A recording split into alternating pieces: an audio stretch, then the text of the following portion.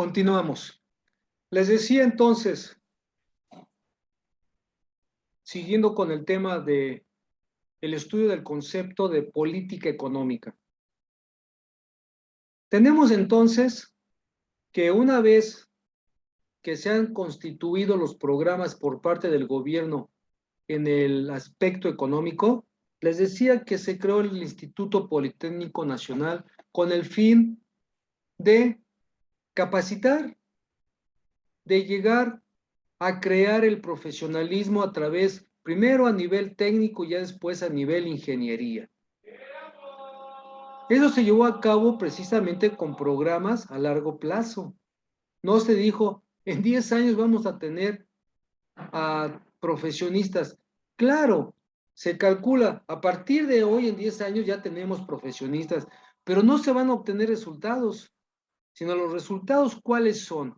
Primero, se instituye el programa económico, periodo de construcción, son unos años, después ya viene precisamente el funcionamiento de las escuelas, en este caso, ingresan los alumnos, se cuentan los años en los cuales se van a preparar, pero una vez egresados en aquel entonces, no es como hoy que hay más oportunidades.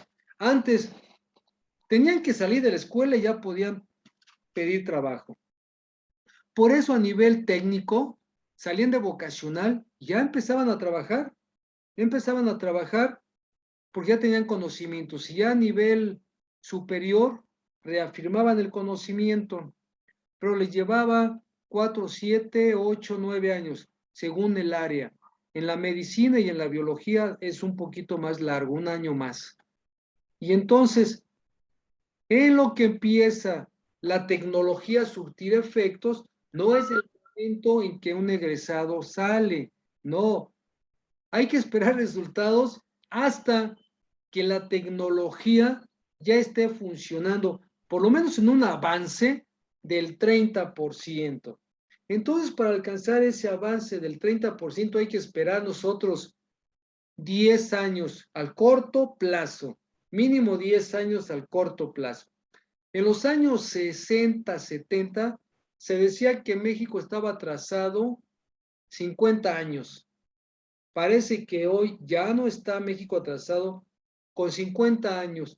¿En qué le ha beneficiado la cercanía con Estados Unidos? Porque tenemos a uno de los principales proveedores de tecnología, que es Estados Unidos, a un lado. Eso nos ha beneficiado.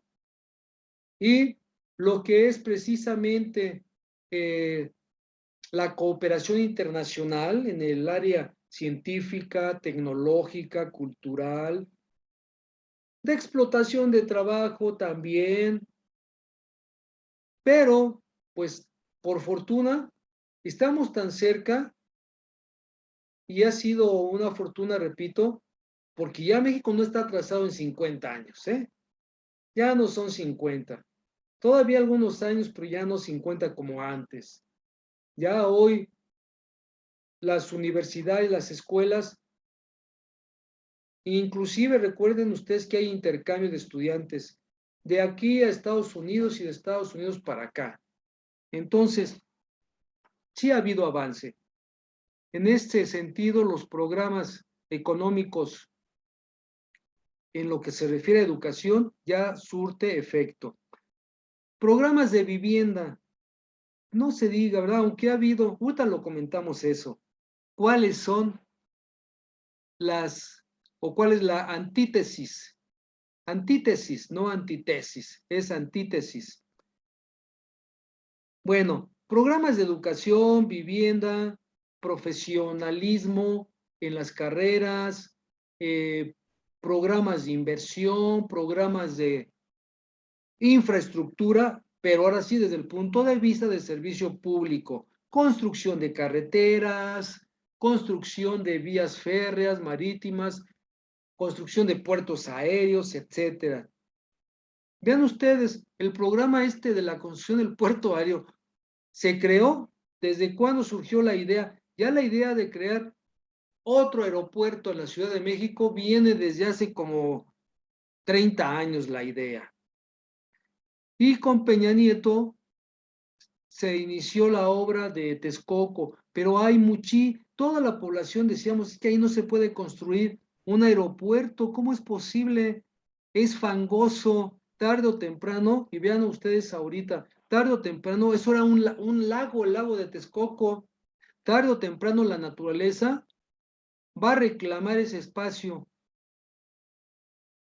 En los años 60, todavía los patos, los que emigran, ahí llegaban, era un Edén para ellos, era un espacio, llegar, descansar y tomar agüita. Pero vino la urbanización, se les ocurrió secar todo ese lago, el lago de Texcoco, y vean, y ahí construir un aeropuerto. No sé cómo se les ocurrió, yo que no tengo conocimiento en ingeniería civil, pero todos los ciudadanos lo sabemos. Es decir, los que todavía yo tuve la oportunidad de alcanzar a ver agüita. Bien, entonces llegaron, todavía leí que dijeron, no, es que no hay problema, cada 10 años le vamos a dar mantenimiento. O sea, como que fue una tomada de pelo, ¿verdad? Cada 10 años le vamos a dar un mantenimiento para evitar el hundimiento. Bueno, entonces viene este periodo presidencial, por X circunstancias, se va a Santa Lucía. Entonces, este programa de la construcción ya lleva más de 30 años. Vamos a ver ya cuando esté funcionando, ya diremos, se llevó 35 años la creación de este aeropuerto, más bien la construcción del aeropuerto, una obra pública. Bien. Ahora, ¿cuál es la antítesis de programas económicos que surgen como consecuencia de la política económica? Cuando no se logra, cuando no se alcanza, es porque vamos a encontrar siempre un enfrentamiento de intereses, como en el caso del aeropuerto o la construcción del aeropuerto, porque aquí se consideran términos como corrupción, términos de intervención extranjera, siempre la hay. Y no se diga Estados Unidos en el caso de México. Políticas impopulares,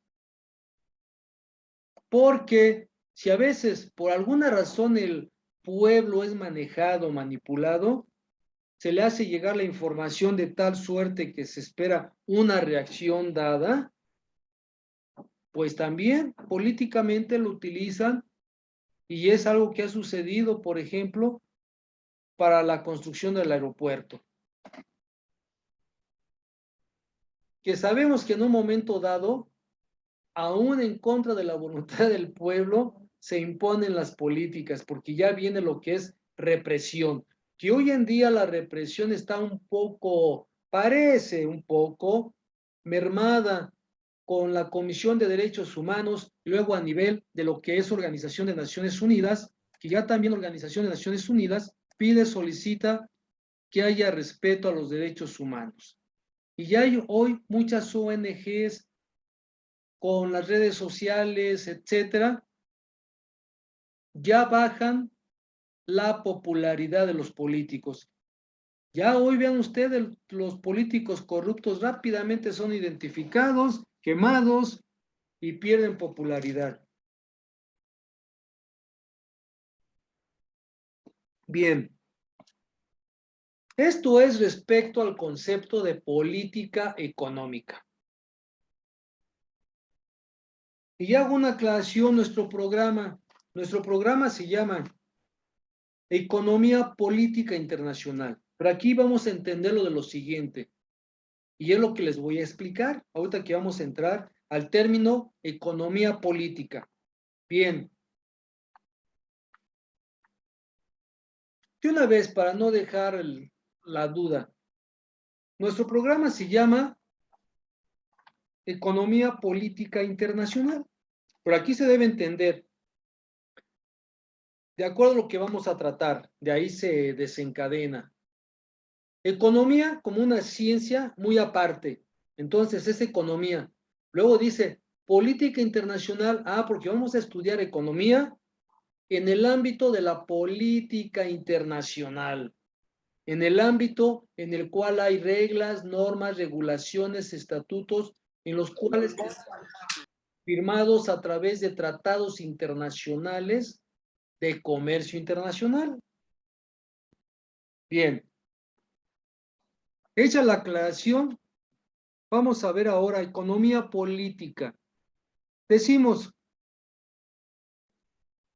antes muchos economistas, filósofos, como les comenté, desde el siglo XVI, en la era de lo que es el periodo del Renacimiento, cuando toda la literatura y la cultura griega resurge, y en ese resurgimiento viene precisamente el término economía, algo que ya los griegos habían manejado, pero que por muchos siglos, como el cultivar, que es la cultura, ciencias, artes, disciplinas militares, disciplinas políticas, estructuras de gobierno, conceptos de lo que es democracia, senado, en fin, todo eso viene de la cultura griega. Y nuevamente en el periodo del Renacimiento, todos los libros que habían permanecido ocultos por parte de la Iglesia, por X circunstancias, empiezan a aflorar. Y es luego entonces cuando filósofos que investigaban física, química, matemáticas, geografía, medicina, empiezan también ellos a interesarse en economía. Y entonces en el siglo XVI, que es el Renacimiento, surge un pensador, Antoine de Meinchetier. Es francés y no sé francés, ¿verdad? Se escribe Antoine de Meinchetier. Bueno, este señor vive en el periodo 1575-1621. Y durante sus periodos de estudio y abordando la economía, él es uno de los primeros que reúne un tratado de economía. Y él empieza manejando economía política. Así de una manera simple. Vamos a hablar sobre economía política. Y en su tratado de economía, así lo maneja. Después los siguientes estudiosos de la economía pasan siglos, lo que es el periodo mencionado, donde surgen las tortugas ninja. ¿Cómo se llaman las tortugas ninja? Leonardo, Rafael, Donatello y Miguel Ángel. Gracias. Puro renacentista, ¿sí o no? ¿Verdad que sí? Bien. Puros grandes maestros de la pintura, la escultura. Y ellos precisamente, como insignias de ese periodo, pues todos los demás científicos, estudiosos, filósofos, afloran en su labor porque tienen un gran bastión que es la cultura griega, leen y leen y releen y dicen, caray, ya los griegos manejaban la economía doméstica. Y nuevamente, dentro de lo que es el estudio de la economía, y ya con la política, los enciclopedistas tuvieron que empaparse precisamente de los griegos. La lengua que hablamos, el castellano, se deriva precisamente de las lenguas grecolatinas. Y así todas las lenguas, hasta el inglés, el alemán, etcétera, el francés, el portugués, no se diga. Entonces, empieza a tratarse la economía estudiando la riqueza, la escasez y la producción. Y entonces surgen tantos economistas, estudiosos, pensadores, y es hasta el siglo XVIII cuando ya se define la economía como ciencia. Pero antes que ello, pues resurgen Richard Cantillon, también un gran estudioso de la economía, Quesnay, no se diga, Quesnay, uno de los principales economistas que basan toda la economía, toda la actividad económica en la tierra, y con muy acertada razón, porque la tierra es la madre, obviamente, no solo de la humanidad de nosotros, sino de toda la explotación de los bienes, producción de bienes tanto finales como intermedios, hoy en día hasta los servicios, que es la empresa o actividad sin chimenea, el área turística. Bien, pues todo nos lo proporciona la madre naturaleza. Y por eso hay por ahí, parece que ya no vive el Señor. No, ya no vive. Ya, ¿cómo se me puede ocurrir y dudarlo? Ya no vive el gran Eric Fromm, un gran psicólogo, un gran estudioso que dijo respecto a la economía, diciendo, la economía es aquella ciencia que se procura establecer un estudio infinito de la producción, olvidándose que el mundo es finito. Y es cierto, vean ustedes cómo se está contaminando el mundo, y si se sigue contaminando el mundo, se va a acabar por la ilusión de que la economía es infinita. No, la economía es una ciencia que no es como la ciencia médica, que es infinita, ¿verdad? La medicina es infinita. Cuando ya no haya humanidad, deja de existir. Y tal vez pueda ser el mismo caso también de la economía. Si ya no hay humanos, no hay economía, consecuentemente. Bien, entonces vean ustedes. Quesnay se refiere a que la base de la economía es la agricultura, y de la agricultura está la crianza del ganado, y con muy acertada razón, él basa la vida y la economía todo en la agricultura. Son los famosos economistas de la corriente de la fisiocracia, los fisiócratas. Bueno, después ya viene en el siglo XVIII, a mediados, 1776, Adam Smith con su teoría precisamente que es la riqueza de las naciones, donde él se vislumbra, emerge como el padre del liberalismo económico. Y él dice, promueve, pero no se ha llevado a cabo. Imagínense si se llevara a cabo. Él sugiere que no intervenga el Estado en la economía, que se deje que las fuerzas de mercado, tanto la oferta como la demanda, lleguen a determinar los precios de las mercancías.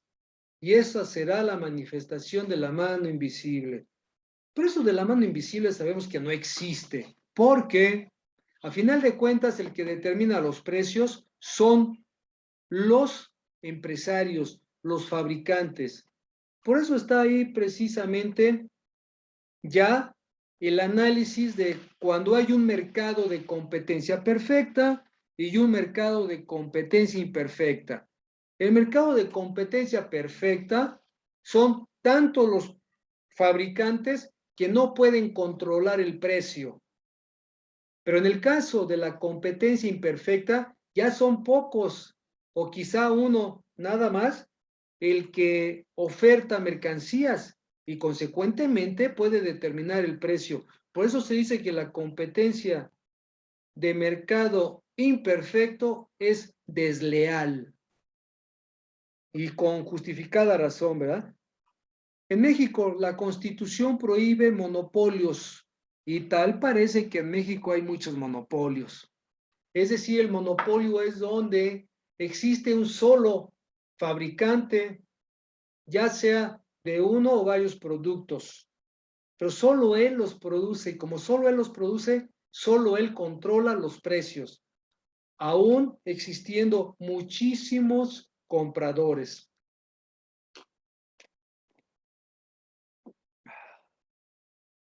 Profesor, Sí, ¿me podría volver a repetir lo de mercado de competencia perfecta, por favor?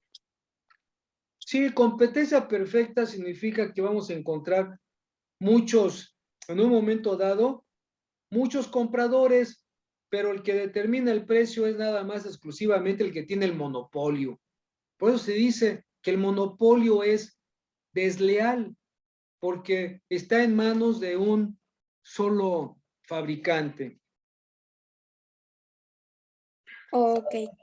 Y el de competencia imperfecta sería el que sí sabe, ¿no? El que ya, sí, no, sí, algo así había comentado.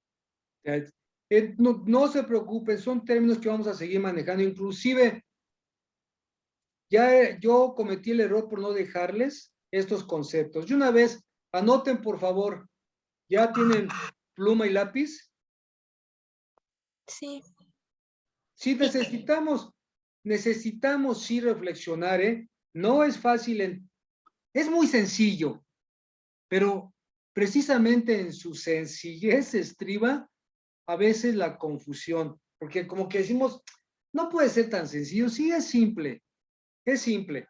Bien, los conceptos que tienen que aprender son, ya les dije, ¿verdad? Estructura, infraestructura, superestructura, desde el punto de vista de la economía. Bien, otros dos, competencia perfecta y competencia imperfecta. ¿Ya lo tienen todos? Ya, profesor. Porque son conceptos que vamos a seguir manejando, inclusive, por favor, de una vez, porque vamos a entrar ya después en la segunda unidad, las teorías de comercio internacional, y ya de ahí ya debemos estar como navajita de doble filo, porque vamos a ver la teoría macroeconómica y ya debemos saber a qué nos referimos. Bien, otros dos términos, microeconomía y macroeconomía, que hemos estado comentando, pero qué mejor que ya tengan ustedes el apunte, precisamente. A veces es necesario tener, yo por eso les dejo estos conceptos que vienen a ser las notas, para respaldar el conocimiento. Bien, sigo. Tenemos entonces que me quedé con Karl Marx. En Karl Marx, doy por hecho que ya vieron el video. Bien, alguien me dice, ya con su resumen, ¿qué es lo que trata Marx? Porque de manera general, Karl Marx, como economista, nos dice que es la anatomía de la sociedad civil. ¿Por qué? Porque a través de la crítica que hace Karl Marx del sistema capitalista, al mismo tiempo que está analizando lo que son los agentes económicos. En economía tenemos agentes económicos que son en el flujo circular de la riqueza, tenemos gobierno, empresas, y el gobierno y las empresas guardan una relación estrecha. Estamos hablando ahí de política económica, porque el gobierno regula, aunque sabemos que propiamente el Estado protege la propiedad privada, está precisamente resguardando a la empresa privada. Bueno, después viene todo lo que son las familias, y las familias tanto son familias de los trabajadores, obreros, como familias de los capitalistas. Y todos ellos, como agentes económicos, consumen. Ese es el flujo circular de la riqueza, uno de los temas principales de la economía. de promover un reparto equitativo de la riqueza nacional, hablando de México. Y así es, ¿no? En cada uno de los territorios. No podemos reclamar riqueza en Alemania o en Inglaterra, aunque tal parece que ellos en un momento dado sí lo hicieron. Bueno, ¿qué dice Karl Marx? ¿Alguien tiene por ahí comentarios ya viendo o que ya vieron el video? ¿Alguien me dice?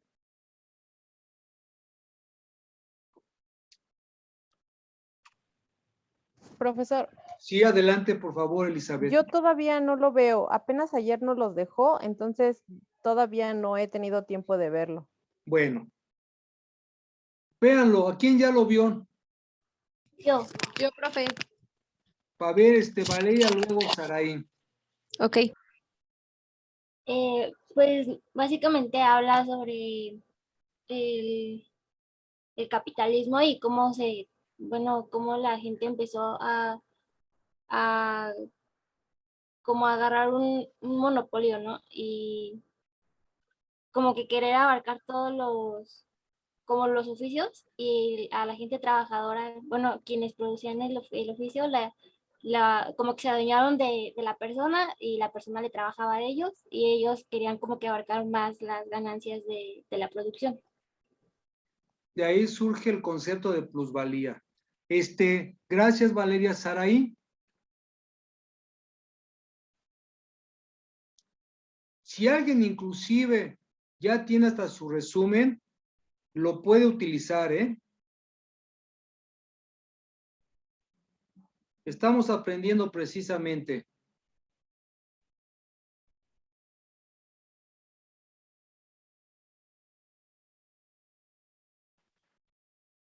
¿Ya no hay participante?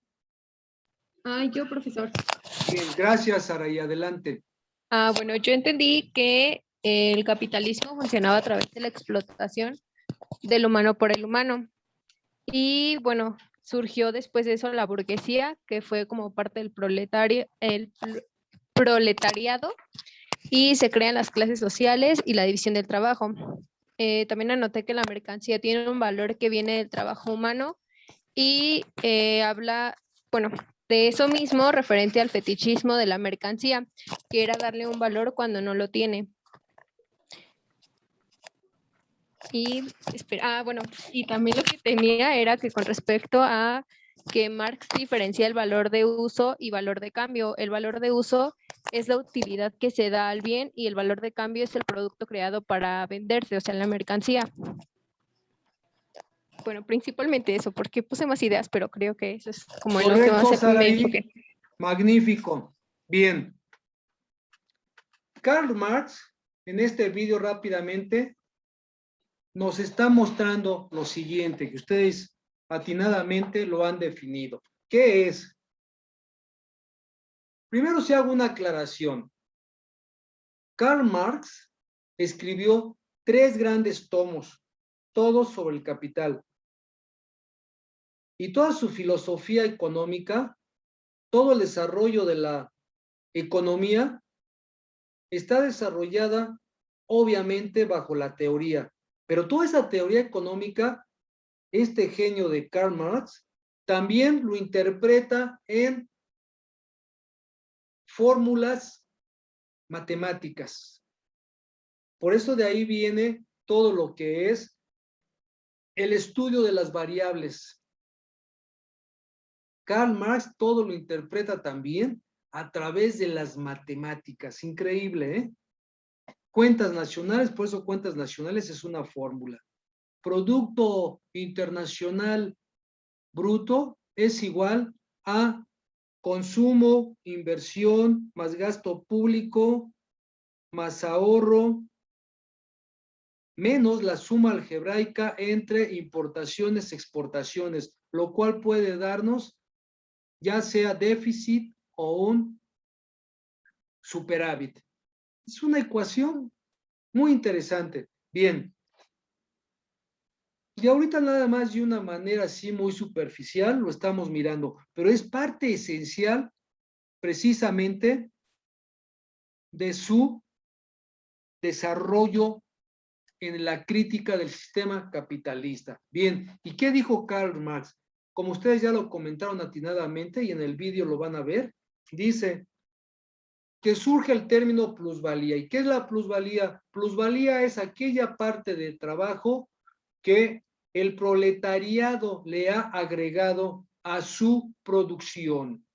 Es decir, lo que un trabajador, un proletariado, en cuanto a trabajo está asignando a producir un bien, en 4 horas ya estaría satisfecho de una manera justa. Las otras 4 horas se las está adjudicando el empresario, el capitalista, que es el dueño de las fuerzas productivas. Y las fuerzas productivas es el conjunto de máquinas y herramientas cuya posesión pertenece al capitalista. Y entonces, con estas fuerzas productivas, el capitalista explota al proletariado, y de ahí surge el término la explotación del hombre por el hombre. Y el mismo proletariado tiene una falta de identidad, por eso Carlos Marx exige que debe haber una identificación de conciencia, una conciencia universal, donde el proletariado no luche contra sí mismo, porque el capitalista promueve que se peleen, porque el capitalista crea lo que es la competencia. Y al crear la competencia es la lucha del obrero contra el obrero mismo a través de la competencia, porque el capitalista dice, ya estás produciendo 10 unidades, produce 11. Ah, estás produciendo 11, produce 12. Ya produjiste 12, 13, quiero 15. Y esto es una guerra encarnizada entre los obreros, porque de ahí surge, oh, yo soy bien hábil, habilidoso, yo produzco 15 unidades y tú apenas alcanzas 11. Entonces aquí hay una falta de conciencia universal porque el proletariado no se une y no hay solidaridad de decir, bueno, ¿y por qué vamos a permitir que este sea más inteligente? Mira, nos está picando la cresta para que le estemos trabajando para él, ¿verdad? A eso se refiere Carlos Marx. Y entonces tenemos aquí que al unir precisamente lo que es las fuerzas productivas, que son propiedad del capitalista, que ya mencioné, y precisamente con la explotación del trabajador, surge lo que se reconoce como modos de producción. Es decir, la suma de fuerzas productivas más fuerzas sociales, que es esto que son los contingentes obreros, contingentes sindicales, los que se sindicalizan, los que no se sindicalizan, etcétera, son las fuerzas sociales y surge un antagonismo cuando hay competencia abierta. Bien, pero de todos modos esto le conviene al capitalista. Entonces la suma de fuerzas sociales más fuerzas productivas surge lo que son modos de producción. Y en este caso la suma de ambos es el modo de producción llamado capitalista, que en otros términos es modo de producción que ya se dio a través de la historia y la evolución de la economía. Primero fue el modo de producción primitivo, a través del trueque. Luego viene el modo de producción esclavista, estuvo crítico, ¿verdad? Donde la base de la economía era el esclavo. El esclavo trabajaba, lo explotaban, y si le daban de comer una vez al día, ya era una fortuna, porque tal vez los menos afortunados comían 3 o 4 veces a la semana, damas y caballeros.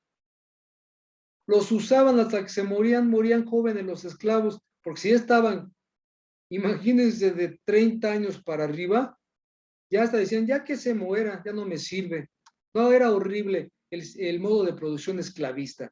Después viene el modo de producción, lo que es el feudal. Después del feudal viene el mercantilismo y a mediados del siglo XVIII el mercantilismo desaparece porque ya entran con las tortugas ninja, lo que es la revolución industrial. Más bien, las tortugas ninjas son previas a la revolución industrial en el periodo que se reconoce como el Renacimiento, y con el del Renacimiento, siglo XVI, XVII, va a explotar, va a tener el gran clímax en el siglo XVIII con la revolución industrial, precisamente. Y a partir de ahí surge la burguesía, que es la nueva clase social que viene junto con el nacimiento del capitalismo.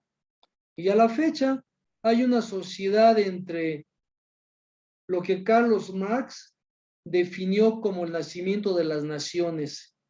Cuando se da el nacimiento de las naciones, los reyes en Inglaterra dicen, vamos a dejar de pelear entre nosotros, que haya solo un rey y unidos vamos, ahora sí que vamos a despojar a los de afuera. Inglaterra surge como la Gran Bretaña, el rey Arturo y sus famosos caballeros de la mesa redonda. Y entonces la Gran Bretaña empieza a invadir pueblos, países, apoderarse de qué? Pues de sus recursos naturales, de robar, matar, traicionar, pactos con trampa, en fin, por eso Carlos Marx dice, el origen de la riqueza es consecuencia de guerras, traiciones, inclusive también Carlos Marx así lo define, prostitución oficial, porque entre reyes todo se permitía con tal de seguir conservando el poder. Entonces, muy, muy interesante. Si tienen oportunidad, lean, por ejemplo, también el manifiesto del Partido Comunista, que aparte de la teoría comunista, habla mucho sobre economía, muchísimo, ¿eh? Precisamente todo esto es para velar por los intereses del trabajador, del proletariado. ¿Qué es lo que buscan? Que haya precisamente un mejor nivel de vida, un bienestar social en todos los grupos sociales, no nada más esté acumulada en unas cuantas manos. De eso se trata. Porque originariamente la naturaleza era de todos y ahora resulta que solo la naturaleza, es decir, la tierra, es propiedad de unas cuantas manos. Bien, de ahí viene la lucha de clases. Después viene Federico Engels. Y ya Federico Engels hace un análisis desde el punto de vista de lo que es la sociedad burguesa. Federico Engels ya critica de plano a la sociedad burguesa. Saca a flote la manera de cómo abusa porque tiene la oportunidad de estudiar y una vez que tiene la oportunidad de estudiar, prepararse, adquirir ciencia, tecnología, no la pone a disposición de la humanidad con un corazón humano, sino que lo hace precisamente con el interés de sacar provecho, de vender el conocimiento. Dice que la ciencia se debe de obtener, la ciencia se debe de cultivar para beneficiar a la sociedad, no para explotar la ciencia para satisfacer sus ahíncos de vanidad. Esto es lo que dice Federico Engels, un gran teórico de la sociedad burguesa, un gran amigo de Carlos Marx, es quien se encarga precisamente, ya muerto Carlos Marx, Federico Engels manda a imprimir el trabajo de Carlos Marx, que es su obra monumental, El Capital, inclusive el tercer tomo, se dice que quedó mutilado, pero Federico Engels trató de darle el final, una parte muy pequeña. Federico Engels precisamente lo aclara, porque